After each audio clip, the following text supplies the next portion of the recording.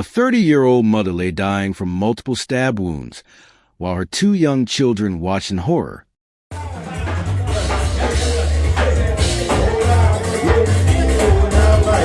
The killer wasn't a stranger or intruder.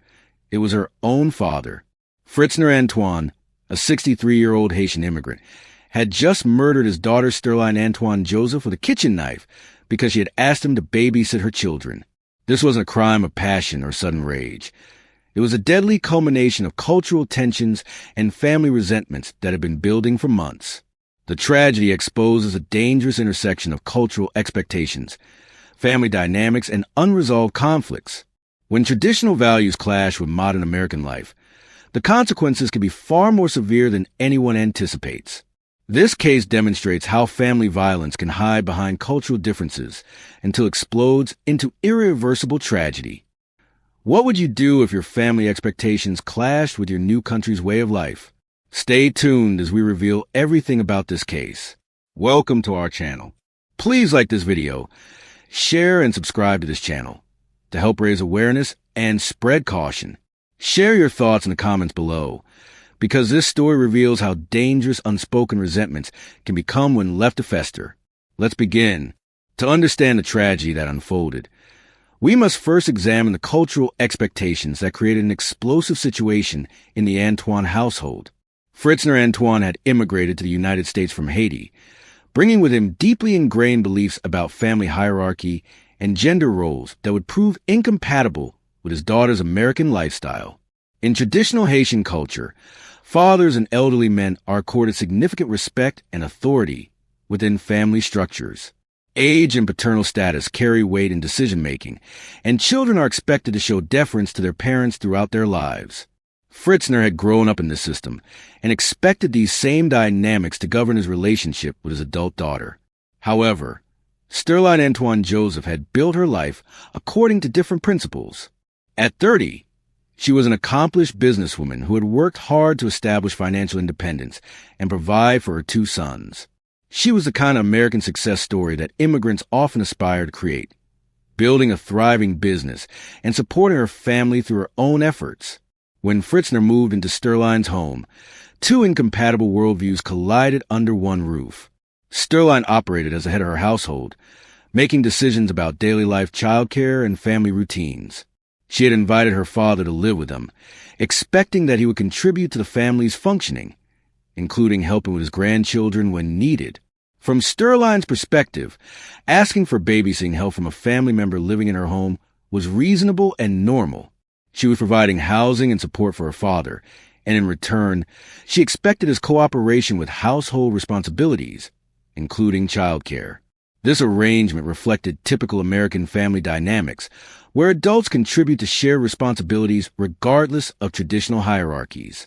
Fritzner's perception of these same requests was completely different. Rather than seeing childcare as a shared family responsibility, he viewed Sterline's expectations as deeply disrespectful challenges to his authority and dignity. According to police reports, Antoine told investigators that his daughter humiliated him and continually left her children with him. The daily friction between these conflicting expectations created a toxic environment. Sterline couldn't understand why her father refused to help with basic childcare duties, especially when he was living in her home rent-free. Fritzner felt increasingly resentful and emasculated by what he perceived as his daughter's demands and lack of proper respect. Neither parent nor daughter fully understood the other's perspective, and crucially, they never addressed these fundamental differences directly. Instead, resentment built on both sides, creating conditions for the devastating violence that would follow. The situation was further complicated by Sterline's success and independence. Her thriving business and financial stability meant she didn't need to defer to her father's authority for survival or support.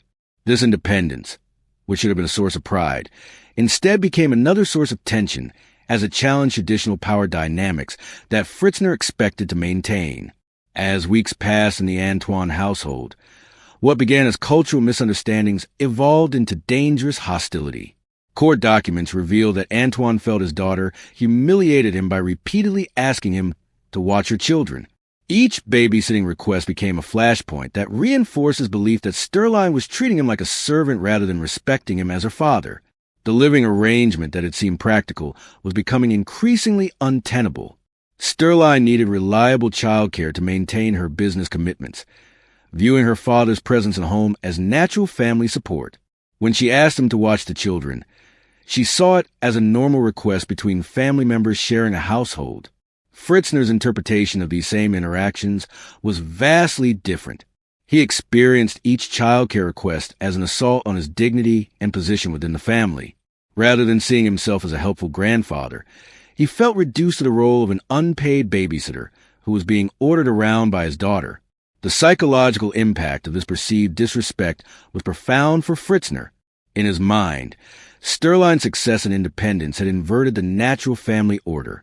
Instead of him being the respected patriarch receiving deference from his children, he found himself in a subordinate position, dependent on his daughter's generosity for housing while being expected to fulfill duties he considered beneath his status. These daily interactions created a cycle of resentment and anger that continued to build without resolution. Sterline likely had no idea how deeply her father resented the childcare requests, while Fritzner stewed in his anger without expressing his concerns constructively. The lack of honest communication meant that neither party understood the extent of the other's frustration. The children, meanwhile, were caught in the middle of this adult conflict they couldn't understand. They knew their grandfather lived with them, but weren't aware of the growing hostility that surrounded their care arrangements. This innocence would make the eventual violence even more traumatic for these young victims. Have you experienced cultural clashes within your own family? Let us know where you're watching from and share your story, because understanding these dynamics might help prevent similar tragedies in other families facing cultural transitions. The tension reached a critical mass by June 2023. What had started as manageable disagreements had evolved into deep-seated hatred and resentment. Fritzner's anger was no longer just about babysitting. It had become about fundamental questions of respect, authority, and family hierarchy that he felt were being denied to him. The morning of June 24th, 2023, started like many others in the Antoine household, but it would end in unthinkable tragedy. Sterline needed someone to watch her children, a request that had been made countless times before, but would prove fatal on this particular Saturday. At approximately 7:02 a.m., Knox County Central Dispatch received an emergency call reporting a female bleeding at 1424 Audubon Drive. When Vincennes police officers arrived at the scene, they discovered a nightmare that would haunt everyone involved. Sterline Antoine Joseph, just 30 years old, had been attacked with a kitchen knife in her own home. The weapon used in the assault was described in court documents as a gold table knife that Antoine had selected from near the sink. The attack was vicious and sustained, with multiple stab wounds inflicted during what must have been terrifying final moments. The most horrifying aspect of this crime was that Sterline's two young sons witnessed their mother being murdered by their grandfather. These children, who should have been protected by both adults in their lives, instead became traumatized witnesses to an act of family violence that will likely affect them for the rest of their lives. According to probable cause affidavit filed in Knox County Circuit Court, the children told police that the knife found at the scene was the one used to kill their mother. The fact that these young children had provided crucial evidence about their mother's murder demonstrates the depth of trauma inflicted on innocent victims. Fritzner made no attempt to flee or hide his crime. He remained at the scene and immediately confessed to police when they arrived. His confession wasn't marked by remorse or regret. Instead, he expressed a disturbing sense of justification for his actions. During his police interview, Antoine told investigators that he had intended to flog his daughter for being disrespectful to him. This language reveals a mindset that led to murder. Fritzner genuinely believed he had the right to physically punish his adult daughter for behavior he considered inappropriate. The choice of weapon, a kitchen knife grabbed from near the sink, suggests this wasn't a premeditated murder in the traditional sense, but rather an explosion of long-suppressed rage that turned deadly when Fritzner had access to a weapon. He told police that he has never stabbed another individual in his life, indicating this was an unprecedented act of violence even for him. Emergency responders worked to save Sterline's life, but the injuries were too severe. A successful businesswoman, devoted mother, and daughter who had tried to help her father by giving him a place to live had been killed by the very person she had tried to support. The crime scene on Audubon Drive became the focus of a murder investigation that would be resolved quickly due to Fritzner's immediate confession. But the deeper questions about how family relationships could deteriorate to this point would take much longer to understand. Fritzner Antoine was booked into the Knox County Jail at 12:28 p.m. on Saturday, June 24th, charged with murder. His arrest came just hours after he had killed his daughter, with his own confession providing the primary evidence against him. The legal proceedings that followed were relatively straightforward due to Fritzner's admission of guilt. He didn't deny killing Sterline. Instead, his defense centered around his belief that her behavior had justified his violent response. This disturbing lack of remorse demonstrated how completely he convinced himself that murdering his daughter was acceptable. The case proceeded through the Knox County court system over nearly 2 years. In February 2025, Fritzner Antoine entered a guilty plea, officially accepting responsibility for his daughter's murder. This plea likely spared the family the trauma of a lengthy trial, where the children might have been forced to testify about witnessing their mother's death. On Monday, April 1st, 2025, Knox County Circuit Judge Monica Gilmore sentenced Fritzner Antoine to 60 years in an Indiana state prison. At 64 years old at the time of sentencing, this effectively means he will likely spend the rest of his life behind bars for his crime. The 60-year sentence reflects the severity of the crime and the complete lack of mitigation in Fritzner's actions. He had murdered his own daughter in front of her children, showing no remorse and expressing no understanding that his cultural expectations didn't justify violence. The court recognized that this wasn't a momentary lapse in judgment, but a fundamental failure to respect human life and legal boundaries. The sentencing also considered the impact on the surviving victims. Sterline's 2 sons, who will grow up without their mother and with the traumatic memory of watching their grandfather kill her. These children will require extensive support and therapy to process their trauma, and their grandfather's actions have forever altered their lives. The community response to the sentencing was generally supportive of the lengthy prison term. Local residents and those who knew Sterline expressed relief that justice had been served, though many noted that no sentence could truly compensate for the loss of a young mother and the trauma inflicted on her children. What do you think about the sentence? Was justice served? Hit that like button and subscribe for more cases that matter, because holding criminals accountable is crucial for protecting other families from similar violence. The legal resolution provides some measure of closure, but it cannot undo the damage caused by Fritzner's selfish and violent actions. A successful businesswoman is dead.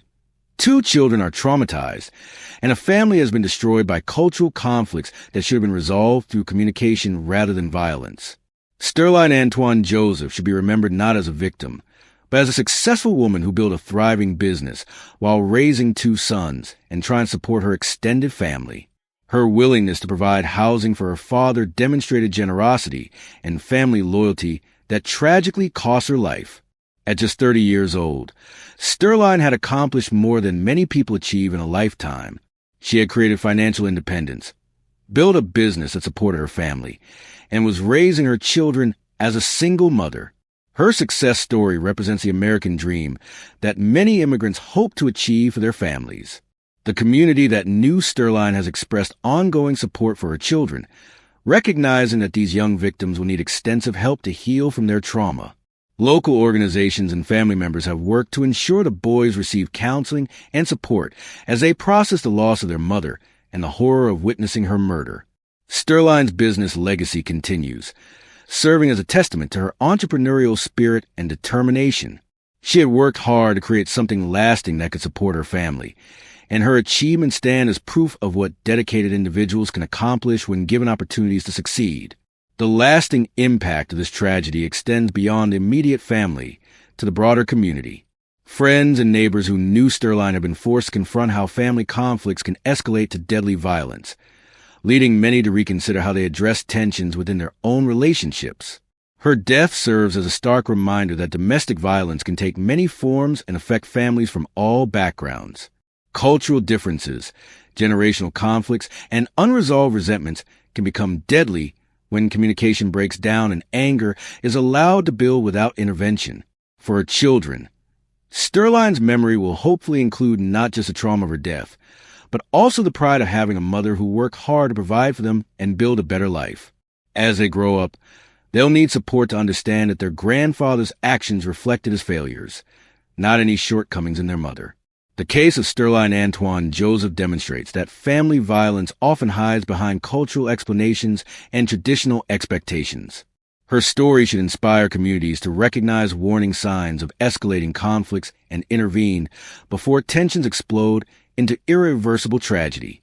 Share this story to help others recognize the signs of family violence that can escalate when cultural differences aren't addressed constructively. Subscribe for more true crime stories that matter. And remember that communication and professional help can prevent conflicts from turning deadly. Sterline Antoine Joseph deserved to live, to continue building her business, and to watch her children grow up. Her father's selfish violence stole the future from everyone who loved her, serving as a tragic reminder that family relationships require respect, communication, and the understanding that differences must be resolved through words, not violence.